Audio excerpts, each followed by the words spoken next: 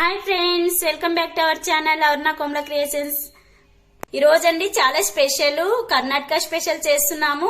మజ్జిగ హోలీ. మనం ఆంధ్రాలో అయితే తెలుగులో మజ్జిగ పులుసు అంటామండి. చాలా టేస్టీగా మేము ఎలా చేస్తున్నామో చూడండి. మజ్జిగ పులుసుకి కావలసిన ఇంగ్రీడియంట్స్, మెయిన్ ఇంగ్రీడియంట్ వచ్చేసి బెండకాయలు అండి. బెండకాయలు, పచ్చిశనగపప్పు, కొంచెం బియ్యం ముందే ఒక 2 hours ముందే నానబెట్టుకోవాలి. మజ్జిగ మనము చేసేదాన్ని బట్టి మజ్జిగ అండి. మేము 1/2 లీటర్ మజ్జిగ తీసుకున్నాము. ఇప్పుడు వచ్చేసి దీంట్లో మసాలా కోసం అండి పచ్చిమిరపకాయలు, కొత్తిమీర, పచ్చి కొబ్బరి, కొంచెం కరేపాకు, ఒక 1 టేబుల్ స్పూన్ ధనియాలు, ఒక 1/2 టేబుల్ స్పూన్ మిరియాలు, 1 టేబుల్ స్పూన్ జీలకర్ర, పోపు కోసము 2 ఎండుమిర్చి, కొంచెం పసుపు. ఇప్పుడు ఈ బెండకాయల్ని మనము ఒక్కొక్క ఇంచు సైజులో కట్ చేసుకున్నాం కదా, చూడండి ఇలా కట్ చేసుకున్నాం కదా. వీటిని మనము ఒక బాండ్లీ పెట్టేసి దీన్ని నీట్ గా మనం వేపుకోవాలండి, బంక్ అనేది లేకుండా. ఇప్పుడు మేము మీకు చూపిస్తాము, చూడండి నీట్ గా. స్టవ్ మీద బాండ్లీ పెట్టుకున్నామండి. ఒక 2 టేబుల్ స్పూన్స్ ఆయిల్ వేసాను. దాంట్లో మనం ఇప్పుడు ఈ బెండకాయ వేసి వేయించుకుందాం.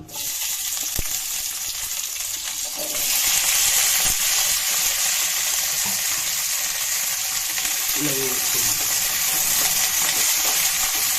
కొంచెం నీట్గా రావాలంటే కొంచెం ఉప్పు వేసుకుందామండి.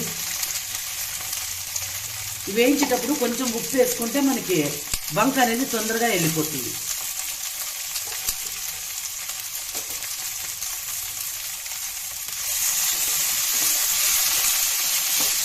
మజ్జిగ పులుసు కోసం మనం మసాలా తయారు చేసుకుంటున్నామండి.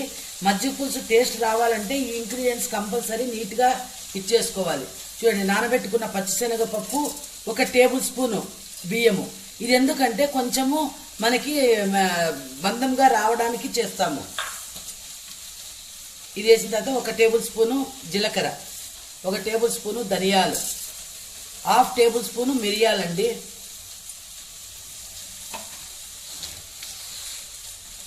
పచ్చి కొబ్బరి. క్వాంటిటీని బట్టినండి, ఇది మేము 1 చిప్ప వాడేసినాము. మీరు క్వాంటిటీని బట్టి ఎక్కువైనా తీసుకోవచ్చు, తక్కువైనా తీసుకోవచ్చు.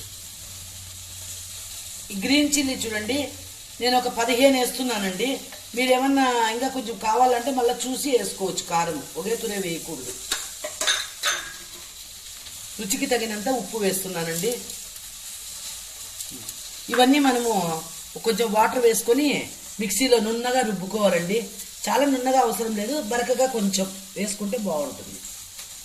ఇలా చూడండి, నల్లగా కాకుండా ఇలా నీట్గా చూడండి, ఒకే రకంగా వేగినాయి. ఇప్పుడు మనం ఇలా తీసుకుంటే బెండకాయ అనేది చూడండి ఇలా స్మూత్ గా ఉండాలి. ఉన్నప్పుడు మనకు నీట్ గా ఉంది. చూడు, బంక కూడా ఏమే కానీ లేదు. చూడండి, జిగురు అనేదే లేకుండా ఉంది. చూడండి, ఒక 1/2 టీ స్పూన్ ఇది వేసి ఉప్పు వేసాను అంతే, నేను ఇంకేం వేయలేదు. చూడండి ఎంత నీట్ గా ఉంది, సూపర్ గా ఉంది. అంతే. ఇప్పుడు ఇది ఆఫ్ చేసేసుకున్నాము. మజ్జిగ పులుసును తయారు చేసుకోవడానికి స్టీల్ గిన్నె అవి స్టవ్ మీద పెట్టకూడదండి, ఎందుకంటే కింద అడుగు అనేది మాడిపోతుంది. అల్యూమినియం కానీ సిల్వర్ కానీ పాత్ర మాత్రమే పెట్టాలి. మా ఇంట్లో బాగా నీట్ గా ఉండేది పాత్ర ఉంది, పెట్టినాను. ఇప్పుడు ఒక టేబుల్ స్పూన్ నూనె వేసానండి. అందులోకి పోపు కోసం కొంచెం ఆవాలు వేస్తున్నాను. ఆవాలు వేసిన తర్వాత కొంచెం ఎండుమిర్చి అండి. ఎండుమిర్చి అయిన తర్వాత కొంచెం జీలకర్ర అండి, టేస్ట్ కోసం.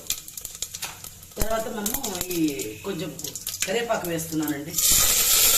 కరేపాకు వేసినప్పుడు కొంచెం దూరంగా ఉండండి, ఎగురుతుంది. ఇవన్నీ కొంచెం మనం మిక్స్ చేస్తున్నాం. మిక్స్ అయిపోయింది.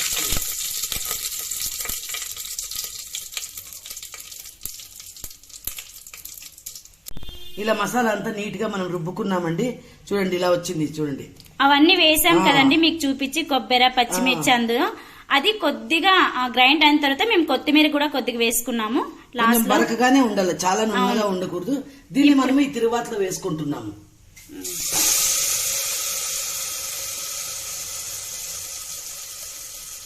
ఇందులో వేసేసి బాగా మిక్స్ చేసుకోవాలి. ఈజీగానే అయిపోతుందండి, తొందరగా అయిపోతుంది. మనకి ఏమన్నా కర్రీ లేకుంటే, మనకి టైం లేదన్నప్పుడు ఈజీగా తొందరగా చేసుకోవచ్చు. ఇలా మసాలా అంతా వేసుకున్న తర్వాత బాగా కలపాలండి. ఒక 5 నిమిషాలు అట్లా ఉడుకు పట్టల్లా. బాగా ఇదైతే బాగా మనకి టేస్ట్ బాగుంటుంది. ఇప్పుడే స్మెల్ బాగా వస్తుంది వేస్తున్నానే. మనం దీనికి ఎంత నీళ్లు కావాలా, ఎంత మజ్జిగ కావాలని మళ్ళీ చూస్తాం. కొంచెం పచ్చిదనం పోవాలి. ఇలా పచ్చిదనం అంతా పోయిన తర్వాత మనము పెట్టుకున్న ఇవి మజ్జిగ అన్ని దీంట్లోకి వేస్తున్నామండి. కొంచెం వాటర్ కూడా కలుపుకొని వేసుకోవాలి. మజ్జిగ పులుసు ఇలా మేము పెరుగు వేసుకున్నామండి. మసాలా అంతా కలిసి పోపు వేసుకొని పెరుగు వేసుకొని మిక్స్ చేసుకున్నాము. అలాగే మనకి ఎంత వాటర్ కావాలో, గట్టిగా కావాలా లేకుంటే పలుచగా కావాలో మనం వాటర్ వేసుకోవచ్చు, ఎంత కావాలో అట్లా. ఇది బాగా ఉడకాలండి. ఉడికి కొంచెం పచ్చిదనం అంతా పోయి దగ్గరకు వస్తుంది. ఆ తర్వాత మనం మెయిన్ ఇంగ్రీడియంట్ బెండకాయలు వేసుకుంటామండి. అంతటితో మనకి మజ్జిగ పులుసు రెడీ అయిపోతుంది. ఇది బాగా ఉడకాల. ఇలా మజ్జిగ పులుసు అంతా బాగా మసులుతూ ఉండాలండి, బాగా ఉడకాల. చూడండి ఇప్పుడు ఎట్లా ఉడుకుతుందో. ఈ టైంలో మనము వేయించి పక్కన పెట్టుకున్నాం కదా బెండకాయలు, వాటిని వేస్తున్నామండి.